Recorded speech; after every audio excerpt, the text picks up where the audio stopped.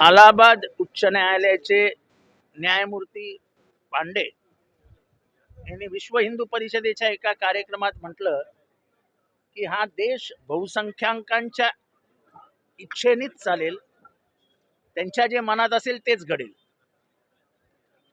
या देशामध्ये जेव्हा संविधान आलं तेव्हा देखील बहुसंख्याकांचा विचार केला गेला, पण हा विचार करत असताना हा देश टिकेल, हा देश एकत्र कसा राहील, त्यासाठी संविधान आणि संविधानाचा ढाचा बनवला गेला.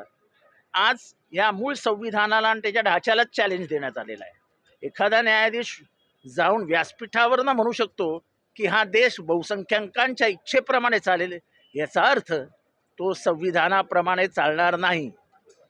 जर संविधानालाच आपण आव्हान देणार असू तर याचा विचार आता सर्वोच्च न्यायालयाने करावा.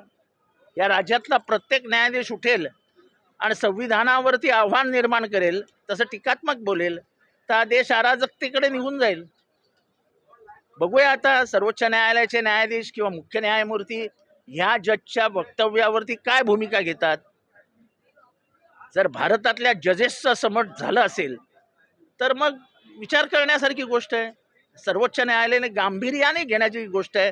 ही गोष्ट हवेत म्हणजे हवेत उडाली असं होता कामा नये.